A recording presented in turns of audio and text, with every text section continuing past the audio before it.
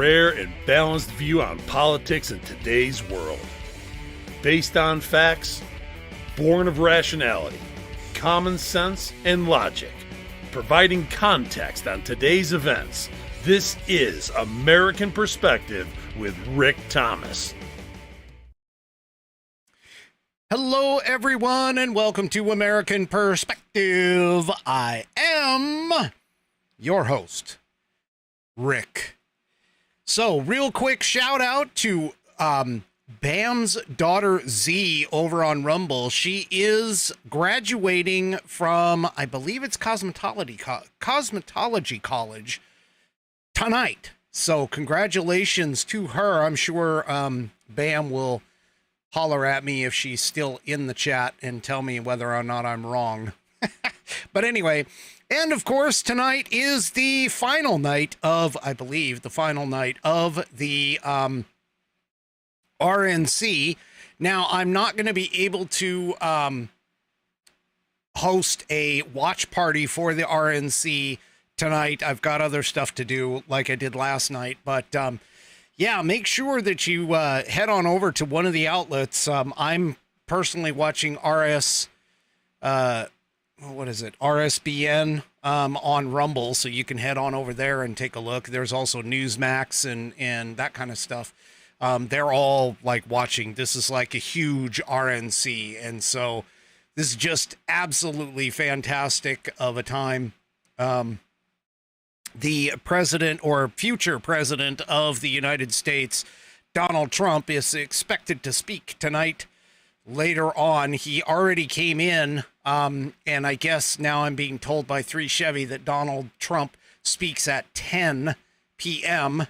I'm assuming, 3 Chevy, please tell me, is that Central Time, 10 p.m. Central? So that would be 9 p.m. No, that would be 8 p.m. my time, I guess. Anyway, all right. So that being said, I will definitely try and get you out of here so that you guys can go and watch that. I already know a few people have already mentioned that they're going to be watching it anyway. Oh, I guess that's Eastern time. So that means 7 p.m. my time, which will be beyond about an hour beyond what I normally do. So that's fine. All right, let's kick tonight off with, who do I have up? Oh, Ms. T of Tex from Rumble Land and Facebook Land for the Pledge of Allegiance. So let's go ahead. If you are of mine, please stand. Remove your hat if you're wearing one like mine. Also, put your hand over your heart and let's follow Ms. T of Tex in the Pledge of Allegiance. I pledge allegiance to the flag of the United States of America and to the republic for which it stands, one nation, under God, indivisible, with liberty and justice for all. All right. Thank you, Ms. T of Texas. That's where she is. Thank you for that. If you would like to get your version of the Pledge of Allegiance on air on the show, record yourself doing it, and then send me that audio file. Send it into my email address, fans, F-A-N-S, at americanperspective.online. That's fans, F-A-N-S, at americanperspective.online. Yeah, so tonight, I'm still in my glasses, but hopefully tomorrow I won't be, because, yeah, my eye's getting better. So we're going to be ditching the specs, man, and putting everything back to where it usually is. All right, so tonight's promo is for the Institute on the Constitution. They were established in 2004 as a 501c3 nonprofit with one singular mission, and that is to restore the constitutional republic through grassroots education. All courses and materials are developed using primary source documents and taught from the American view of law and government, as defined in the Declaration of Independence in the following 3 key points. 1, there is a God. 2, our rights come from him. And 3, the purpose of civil government is to secure and protect our God-given rights. The IOTC offers the opportunity to educate yourself on our most precious founding document, the Constitution of the United States. They also provide tools to educate your community and get involved with local government. Start by taking their free U.S. Constitution course and go from there. Use my affiliate link, iotc.americanperspective.online, to sign up, and while you are there, take a moment to look through their other course material and information. My affiliate link, once again, is iotc.americanperspective.online to get great content to learn about our historical founding and support the show in the process. That's iotc.americanperspective.online. Or if you just want to purchase this fabulous Saddleback leather-bound U.S. Constitution, you can go to constitution.americanperspective.online. Check this thing out. It is 1/8 of an inch of Saddleback leather wrapped around tear and water-resistant pages, and it is bound together by this fantastic stitching. No cheap glue here. This goes all the way through the leather on the outside. They have a 100-year warranty against material and manufacturer defects. You can send it back to them and they will either fix it or replace it for you for free during that time. Yes, all the inside information is correct in numerical order. And definitely, as far as the amendments go, it absolutely is. Buddy tested, Buddy approved. Billy tasted, Billy approved. And my youngest whiskey warrior has confirmed that the inside information is correct to be able to get your civics badge in scouting. Go to constitution.americanperspective.online and get yours today. You can also go and check out the Institute on the Constitution. Support them. They support me. And we will hopefully extend this grassroots education for our youngsters, because they obviously have no freaking clue what's going on. I had a rant about that earlier this week. Anyway. Okay. So let's kick right in it. Obviously, the organization known as the Democrat Party has been pushing and pushing and pushing Joe Biden to get out. I told you last night about Adam Schiff coming out and saying it now. I can tell you that Adam Schiff would not do anything without Nancy Pelosi's blessing, because that's the way they roll over there.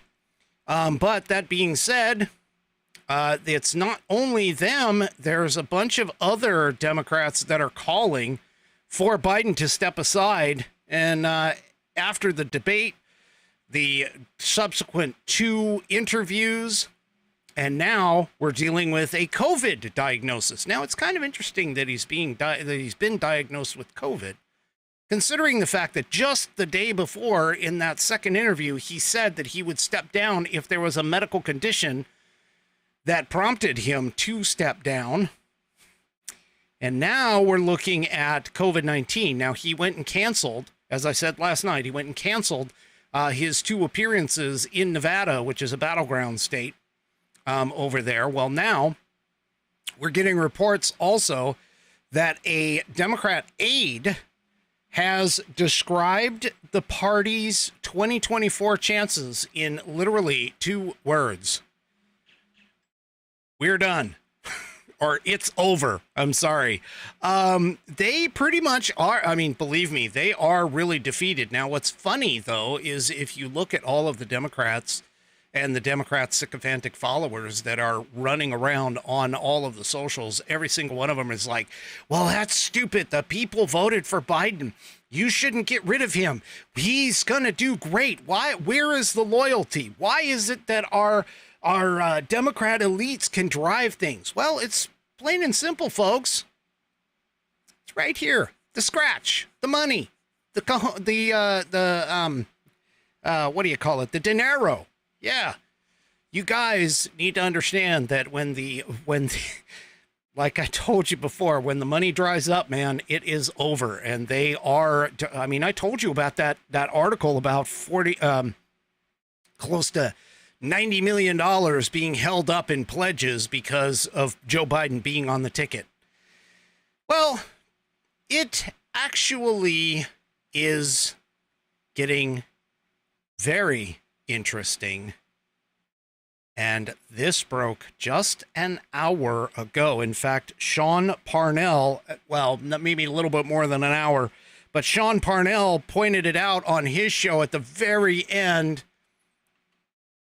Here it is. Mark Halperin, who apparently works for Newsmax.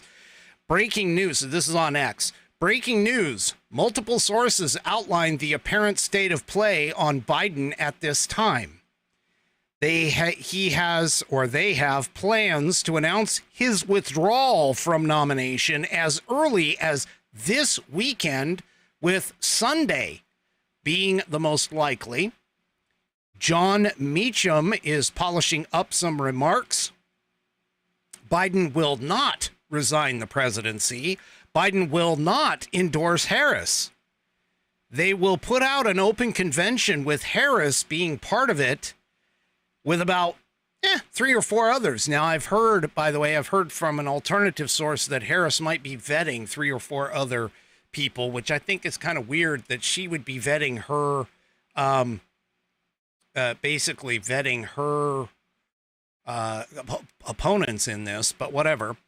Apparently, superdelegates will not be allowed to vote on the first ballot running through here, and Harris, here it is. Harris is vetting at least 4 possible running mates, including Andy Bashir and possibly even Josh Shapiro. There's going to be more coming out, and he's talking about it at 6 p.m. Eastern Time live, so roughly 47 minutes from now. He's going to bring this out. Now, this broke and started talking, talking points started hitting Newsmax. So Newsmax has picked it up. In fact, they even put out on their YouTube channel with this in regards. So, and I also remember I was telling you last night that there was some rumor that they were going to push up the DNC vote for Joe Biden. Well, that didn't happen, and now is not even planned. They've pushed it back to the first part of August. Can't remember the exact date, but I know it's in the first part of August. And so this has gotten at least X, because, of course, I took this post and I've got the link, held in my phone, because every time I see a Democrat talking about how they want to keep Biden in the race and Biden's their guy, I'm immediately going, and pointing to this. So none of this is confirmed, by the way. I mean, outside of Newsmax is the only place that I'm seeing it at this point, and there's no comment about or comment from either the White House or the Biden administration, the rest of the Biden administration as of yet, or any other insider Democrat has been talking about this. So this is, take this with a grain of salt. It very well could be false, but it certainly does throw everything into a tailspin. Now, this kind of a situation, open conventions, has happened, I believe, at least twice before in the Democrat Party. So it's going to be extremely curious to watch this entire scenario. And the fact that it happened, or that it leaked, let's say, on tonight of all nights, when Donald Trump is going to take the stage and formally accept the nomination from the Republican Party. Now, it's going to be interesting to hear Donald Trump's speech tonight, because of the fact that Donald Trump started by taking more of a at least reportedly on the insiders, that his speech was going to take pot shots essentially at the Biden administration. Well, then after the shooting this weekend, he reportedly switched gears and has been rewriting his speech, or I should say has rewritten his speech, to where he is going to be talking more about unity and uniting not only the party, but also uniting America. And this is the kind of leader that we actually need in today's environment. But to have this kind of news leak right before he is supposed to go on stage is very, very curious. And it opens up the door to a very active next 4 months, because once the Democrats figure out who it is that they're going with Trump against. Now, remember, polling has shown that even though some of the other prominent Democrats, such as Kamala Harris, such as Gretchen Whitmer, such as Gavin Newsom, all poll better than Biden against Trump, they still don't beat Trump. And so, at least as far as the preliminary polling has taken for that. Now, again, we are far from the election. Okay, November is far away in terms of election years, or election time frame, because a lot can happen between now and then. As we saw this weekend, things could change in a snap instant. You know, Donald Trump was millimeters, centimeters away from becoming essentially a dead former president than now. And so I am, I'm cautiously optimistic on this, but at the same time, though, it's unfortunate, too, though, that he has decided, or potentially, reportedly, has decided to bow out. Doesn't really surprise me any because of all the polling. Now, the funny thing that it is also being argued out on X and some of the other socials is the fact that, Joe Biden is not really polling that badly against Trump. And so even though the Democrat leaders are saying you need to get out because your polling is abysmal, they must be looking at different numbers than what's being released in front of the public. They must be looking at more internal numbers, because so far, I mean, even some of the mainstream polls have had Joe Biden and Donald Trump within the margin of error, and have been showing them at a statistical tie. Well, again, we cannot put all of our money down on these polls, because, as you recall, back in 2016, they were all wrong, because they all had a 98% chance that the Wicked Witch of the Arkansas Plains, Hillary Clinton, was going to win for certain. The whole "I'm with her" kind of scenario. So the thing is that we cannot, as a party, and I'm not a registered Republican, but I'm going to tell you, as a conservative, a strict constitutionalist, we cannot sit on our laurels. We can't. I mean, this is interesting news. It is exciting news for somebody who is doing what I am doing. It is. It makes for a very interesting news cycle. But the fact of the matter is that we have to still campaign, and we have to keep our wits about us with the idea that we're 10 points behind, 15 points behind, 20 points behind. Okay, we have to make up that ground, because at this point, and I'm being completely open and honest here, at this point, anything is on the table for the devious demon Democrats to do between now and the election cycle. Okay? I'm just telling you right now, they are going to do everything within their power to make it so that Donald Trump does not become president number 47. They are going to do everything in their power. And it is just absolutely, the doors are wide open. The field is going to be wide open. There's all kinds of things that could potentially happen that we need to pay attention to and be aware of. Now, you've noticed that obviously Um, you, sorry, I got distracted by a post in the socials or in the chats. Now, one of the things that you need to be aware of is obviously Joe Biden being diagnosed with COVID. And not that I think that he is, this is a lie or, something like that.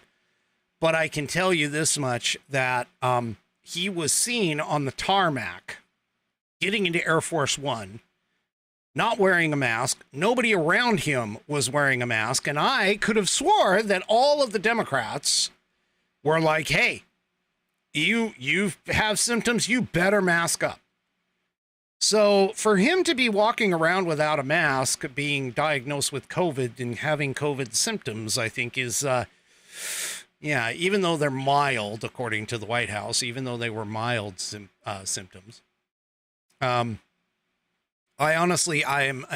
it's questionable that he actually has COVID. Again, it just seems a little odd. Not that I'm looking for conspiracy theories or anything like that, but it just appears a little odd that he announces that he would step down due to a medical condition that his doctors would tell him to. And then 24 hours later, even less so, they immediately say, oh, he's got COVID. And now here we are less than 24 hours later on that. And we're getting news reports or potential news reports that he could be pulling himself out of the race. So this is going to be interesting. Get ready for the roller coaster ride, folks, because it's coming. I'm telling you, this is going to be just fantastic as this goes on. Now, remember all of that conversation. We're going to kind of shift gears just slightly here as I drink out of my big old mason jar of sweet tea. Remember how we hear from the Democrats how Joe Biden is a, staunch supporter of the military. He would never mock anybody in the military. That Donald Trump was the one that said suckers and losers and all of these other things. Okay. Well, Red State has leaked this. Apparently there was a Zoom call, and this actually could be part of the reason as to why why Joe Biden is being potentially leaving the race, and giving up being the nominee. But apparently there was a Zoom call that actually showed Joe Biden mocking a combat veterans service during one of his angry rants. Now, we all remember that Joe Biden has a propensity to, at times, get angry out of nowhere, okay? Meaning that he is, even when he's giving just a normal speech, he would go off script and, start yelling at people. And so apparently there's a newly leaked Zoom call that is demonstrating that the president can be heard delivering a shockingly disturbing rant in which he mocks the service of a combat veteran who was on the call. The setup was a meeting between Joe Biden and moderate, in quotes, House Democrats on Saturday. And according to those who participated, the president's performance was even worse than the debate, with him not being able to finish sentences. He was rambling and would lose his train of thought. Interesting. Puck News, which is a typically left-leaning outlet, by the way, obtained the video and confirmed what had occurred. Right before the Trump rally in Butler, Pennsylvania, a group of moderate Hill Democrats held a tense Zoom call with the White House to express their concern about Biden's ability to win and subsequently their ability to win should he tank and take them down with him. One of the participants told told the Puck News author, the call was even worse than the debate. He was rambling. He'd start an answer, then lose his train of thought, then would just say whatever. He couldn't complete an answer. I lost a ton of respect for him. Now, remember, these are House Democrats talking about this. Later, apparently in the call, there was a representative by the name of Jason Crow out of Colorado who was expressing his concerns. And during that, the president launched into a tirade, ending by mocking the representative's combat service, including the Bronze Star. Now, to give you an idea, Crow is reportedly a retired Army Ranger who served 3 tours between Iraq and Afghanistan. So here is from the from Puck News further. The campaign did not, however, dispute the next part about Crow and his Bronze Star. In a video of the Zoom that I was able to view, you can hear Biden chastising Crow, who asked about the importance of national security to voters.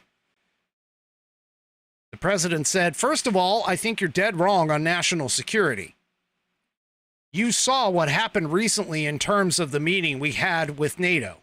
I put NATO together.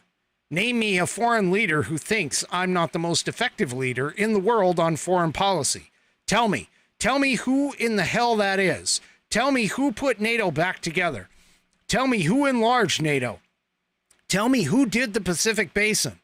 Tell me who did something that you've never done with your Bronze Star like my son, and I'm proud of your leadership, but guess what? What's happening? We've got Korea and Japan working together. I put AUKUS together. Anyway, things are in chaos and I'm bringing some order to it. And again, find me a world leader who's an ally of ours who doesn't think I'm the most respected person they've ever..." And it falls off. Now, supposedly, Crow came back and said, "It's not breaking, though, Mr. President," to our voters. And Biden shoots back at him. "You ought to talk about it." He listed his accomplishments again. And then he goes, on national security, nobody has been a better president than I've been. Name me one. Name me one. So I don't want to hear that crap. Okay. So, yeah. So he's even ripping on his own people and his own party.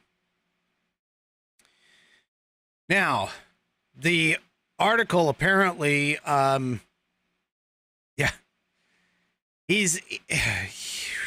anyway, yeah, I don't think this is, I don't think Joe Biden is going to be, I'm seriously thinking that leak might be completely true.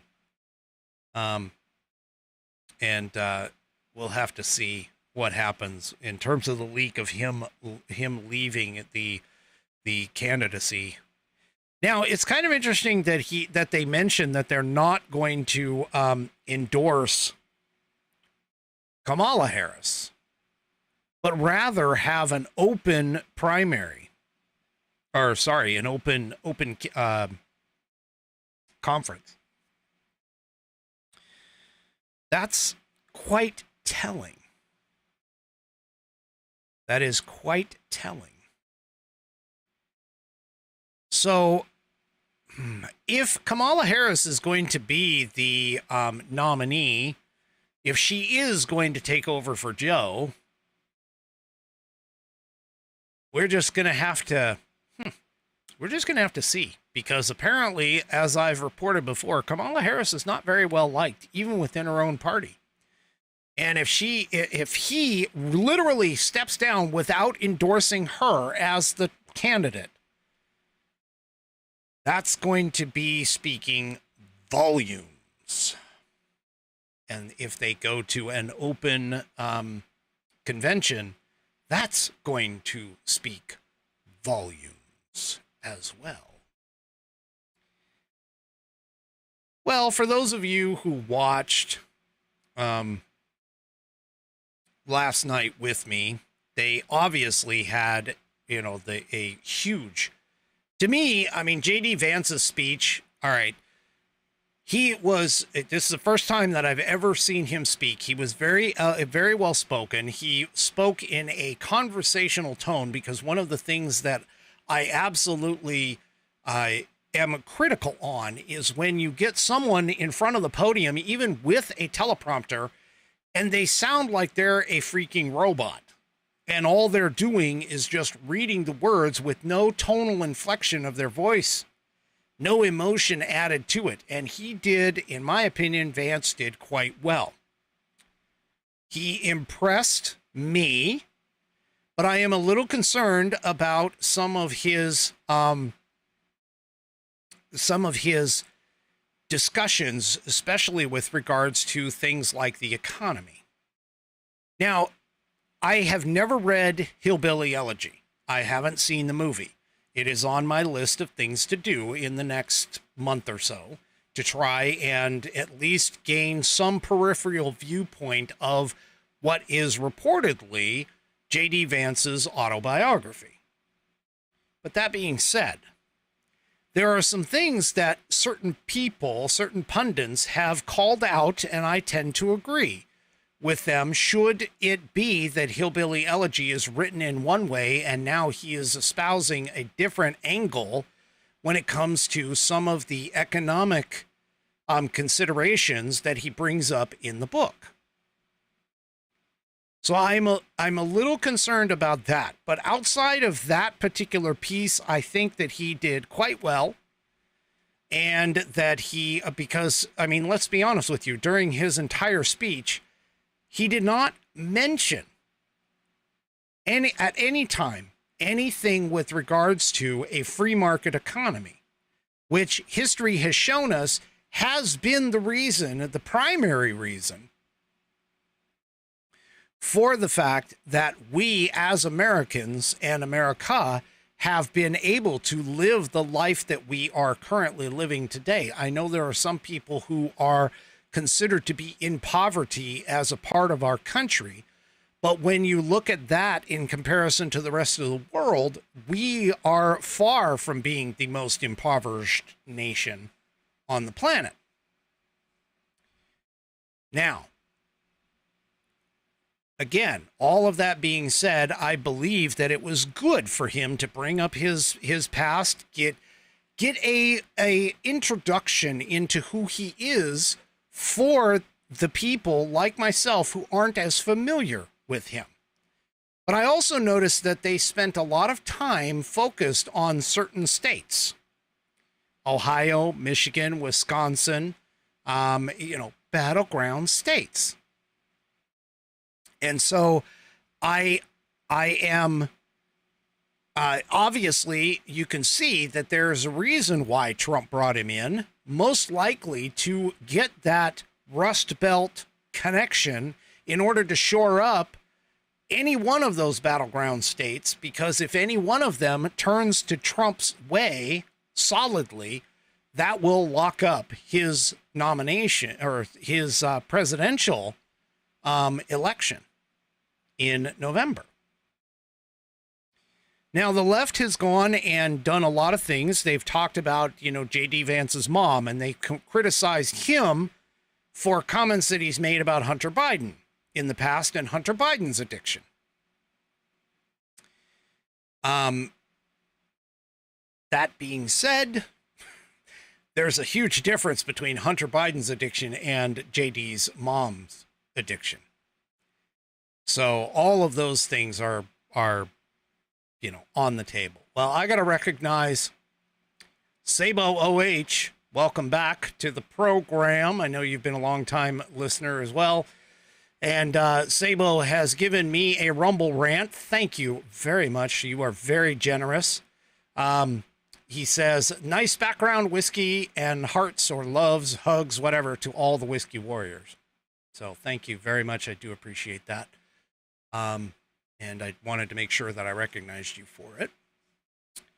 The other thing that occurred is, and I noticed this I even mentioned it on the stream while we were listening, is there was a lot of focus on the military last night. There was a lot of focus on the the military, not only in the speakers, but also in the 13 young warriors who were ruthlessly cut down in August during that debauched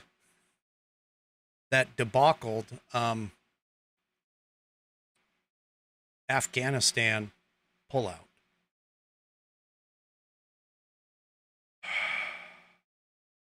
Anyway,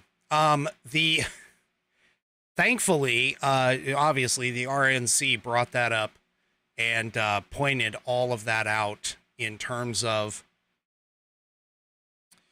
the comment that Joe Biden made during the debate that nobody has died on his watch. And this is absolutely, disgusting. But they had a fantastic video where they interviewed all of these survivors, all of the surviving family members of those 13 killed. And even CNN noticed it. So here we are in the Daily Wire. CNN commentator rips into Biden, unforgivable that he forgot about fallen service members. And so, yeah, they've been ripping on, look, Biden is just gone. He is totally gone. So I can't blame him at all for stepping out of the race and moving on. The whole idea that these service members, and again, one thing that I wanted to highlight too, is during the video, they were talking to the families, and the families were all commenting about how many times Joe Biden looked at his freaking watch. Now, look, I'm not a very emotional person. If you talk to my wife, if you talk to my kids, they will tell you that I am not. I'm just not a very emotional individual. However, I can tell you that, and this is one of the things that I want to be able to experience going to some place like Arlington National Cemetery, as well as going to the Tomb of the Unknown Soldier. When it comes to our service members, people who have died within service to our country, okay, I am appalled. And I feel that if I were in the president's place, the only correct response for receiving the bodies of servicemen and women who have died,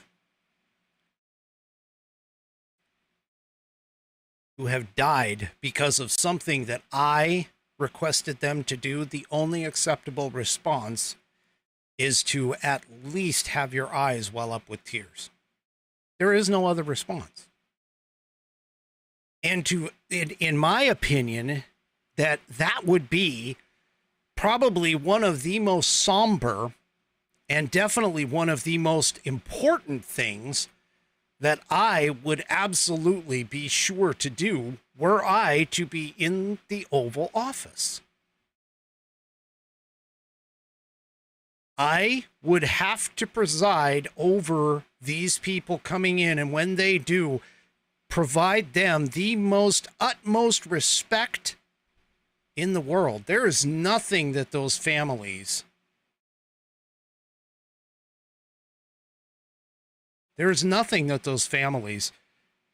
should have to endure and have a president who has never spoken to them according to them. I cannot imagine in any way, shape, or form having to make that kind of a decision and knowing that those people would potentially lose their lives because of a decision that I made. That's a very tough spot to be in. But to sit there and to understand and to not acknowledge the sacrifice that those men and women made, especially considering how absolutely horrific the withdrawal was in within Afghanistan, all for political points, because Biden wanted to prove that he could pull out of Afghanistan faster and better than Trump. And he turned it into like the fall of Saigon in Vietnam. To do all of that is to completely disrespect these 13 souls young soldiers, men and women, young servicemen, I should say, because they were from different branches. This is probably the most appalling thing that I could say about Joe Biden, or that I feel about Joe Biden. He is nowhere near, anywhere close to the military at all. And to think that Donald Trump took time out of his day to not only go and visit these families, but to also sit there for the longer period of time. He was only supposed to be there for a couple of hours, and he ended up staying there for like 4 or 5 hours, listening to them. And when you listened to these people give their speeches in terms of how empathetic Trump was, you got a sense that these people were being completely genuine in the entire engagement. This isn't fake reactions, fake talking points. This isn't somebody acting. These people genuinely felt that Donald Trump cared about the people that had died under Joe Biden's watch. And on Wendy Bell Radio this morning, there was an unconfirmed report that Donald Trump called or spoke with the family of Corey, and I'm going to mincemeat his last name, so I'm not even going to try. But the firefighter that died at the rally last Saturday, he called and told the family, "You're not going to have to worry about your bills." He's apparently going to pay them off. I mean, that's unconfirmed, okay? But that's the kind of leader and the kind of person that I believe that Donald Trump is, that nobody else is able to do. Or neither that, nor would they do that.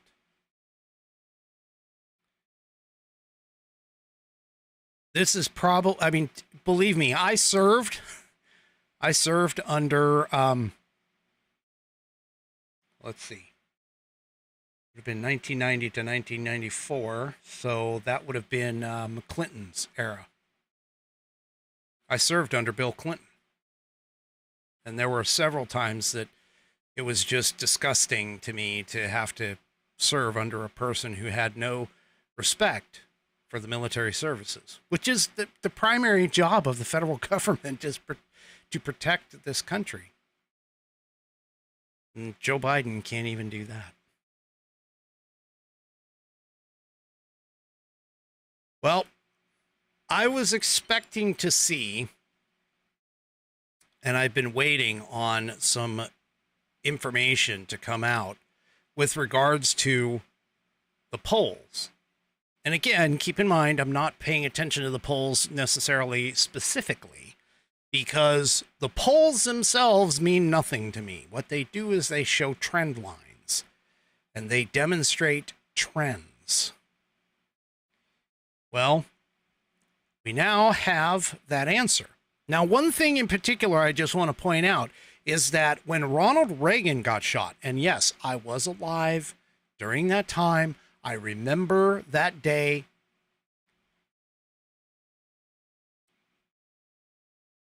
When, oh, thanks, Nana. That was under Bush 1 and Clinton. You're right. But anyway, the point that I'm making is that when Ronald Reagan got shot, he ended up getting like a 22-point bump in the polls. And I'm not saying that that's necessarily a reason to go out and, make yourself a target in order to like get poll numbers. Although I'm kind of surprised that the left hasn't blamed Trump for that, although they do say that it was his fault that he got shot. Stupid morons. Anyway, here in red state, we have Trump leading. The first post-assassination attempt poll shows a big swing toward Trump. So a new polling that was conducted by Emerson College Polling and sponsored by Democrats for Next Generation finds former President Trump leading Biden in 7 swing states in a national poll.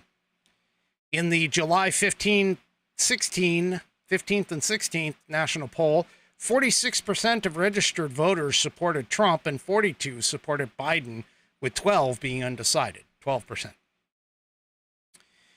There has been a 2-point drop in Biden's support since earlier this month, where 46 supported Trump and 44 supported Biden. Now, here are some other swing state numbers. These are battleground state numbers. When the third-party candidates are added to the ballot test, Trump either maintains or extends his advantage in the national polling in 6 to 7 swing states. Arizona. In Arizona, we have Trump 46, Biden 36, other candidates 8.2%. Georgia 44 for Trump, 39 for Biden, other candidates 9.3. Michigan, Trump 43, Biden 40, other candidates 8.3. Nevada 43% Trump, 40 for Biden, other candidates 9.2. North Carolina, Trump 47, Biden 38, other candidates 8.7. Pennsylvania, Trump 46, Biden 40. Other candidates, 6.3. Wisconsin, Trump 46, Biden 43. Other candidates, 6.5. And nationally, Trump has 44, Biden 38, with other candidates, 8.4. So we're going to have to see if that sticks, whether or not this becomes... whether or not this becomes a permanent bump or just a sympathy bump, but still, we have a bump. We have a potential lead, folks, which is good. Not that not that Trump didn't have a lead, but there were some questions as to whether or not it was within the margin of error and showing that it was a tie and so on and so forth. Well, in the backlash of the Trump assassination attempt, okay,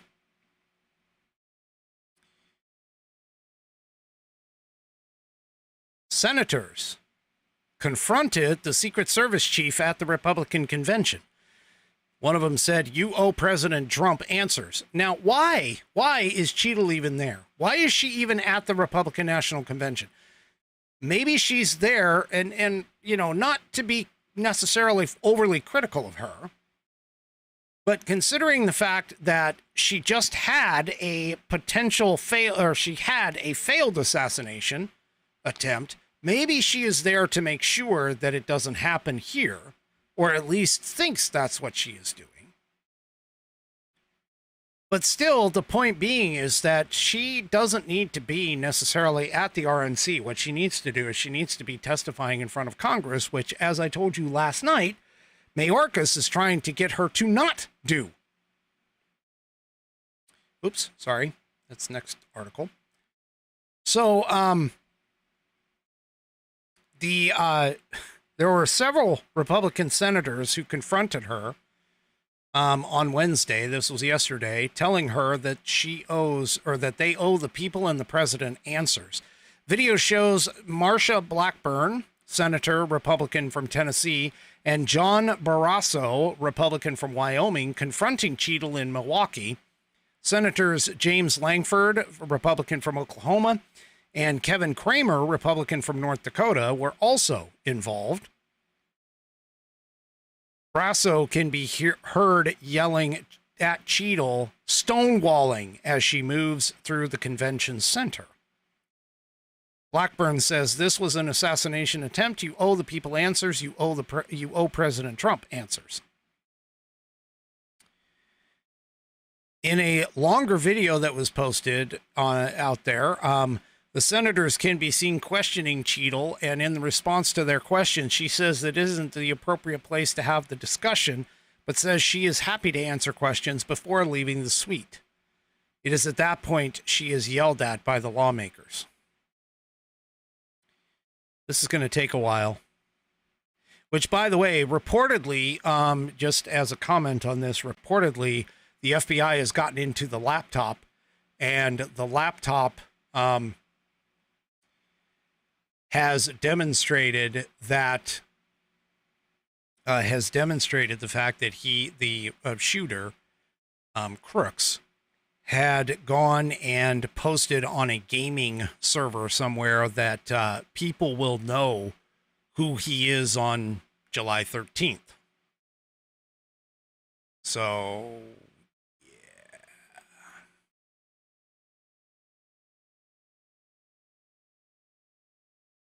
So anyway, looks like there's somebody at the Republican National Convention that has caught my chatster's eyes. Just gave a fantastic speech, apparently. All right. Well, let's talk a little bit about some of the changes that are happening in Georgia, in the Georgia case, the Fani Willis case. Okay. So Fani Willis was planning on trying to get the trial against Donald Trump going before Election Day. Well, that was based on the hope of the Georgia's Supreme Court.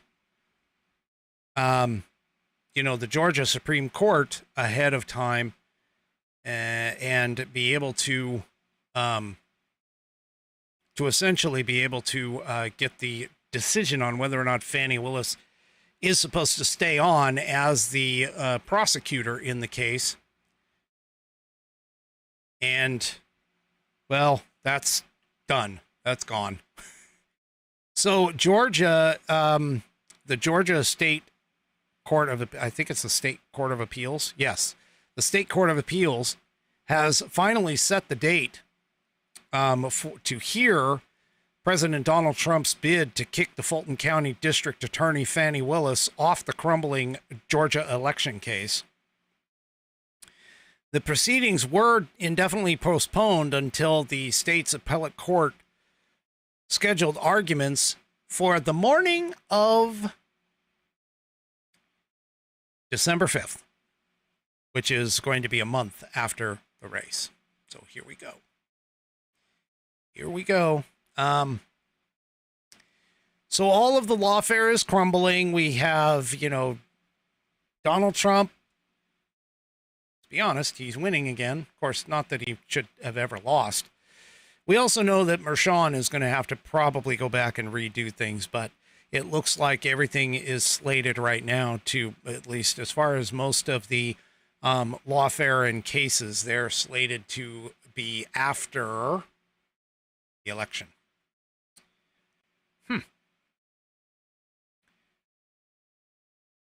Well, that's a good thing, of course. That's a very good thing. And not that anything really should have ever gotten to that point, but there it is.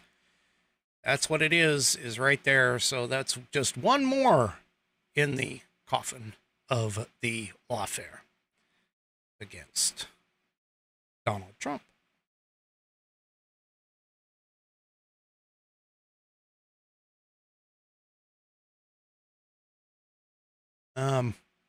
So apparently there's other people. I put this in the show notes. This is a piece in Town Hall. It is an opinion piece. The opinion piece is by Kirk Schlitter, or Schlitter, whatever. I'd have to hear it pronounced. Anyway, he is pointing out the real reason, or in his opinion, what the real reason is as to why Trump chose J.D. Vance. And in this piece, he kind of describes how he wasn't a Trump person. He was a Ted Cruz guy. He didn't actually think Trump was going to win the nomination, and so on and so forth. CNN used to have me on as a conservative Trump doubter until he ran into Don Lemon's nonsense about it, and he thought that Donald Trump was a New York City liberal and he would govern like one. Well, that kind of surprised everybody. And he admits he was wrong. And so now he's just like J.D. Vance.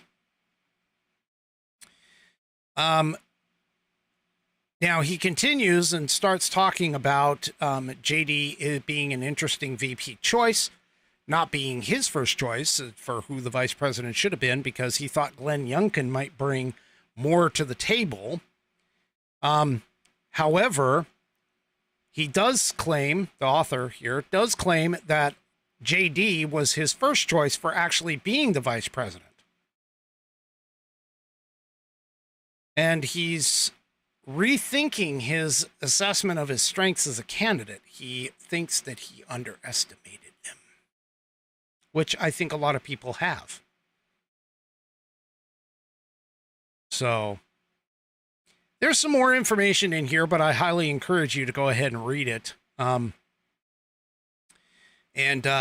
It's, you know, again, the more that you learn about the VP pick, not that it really matters, because, I mean, let's be honest with you, nobody's picking Trump just because of J.D. Vance. I mentioned that last night. Most of the time, what you're doing is you're picking your presidential candidate, who we know is Trump. And a lot of people who have been Trump before, they're still Trump now. They have that base. They're together and everything. But we must consider the fact that Trump is a target, and there might be a problem down the road.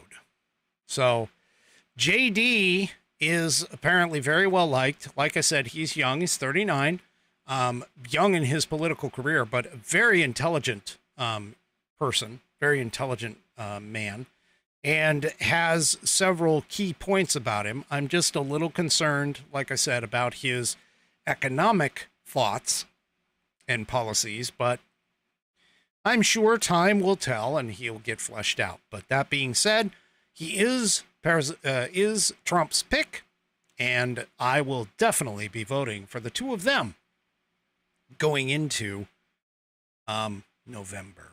So, all right.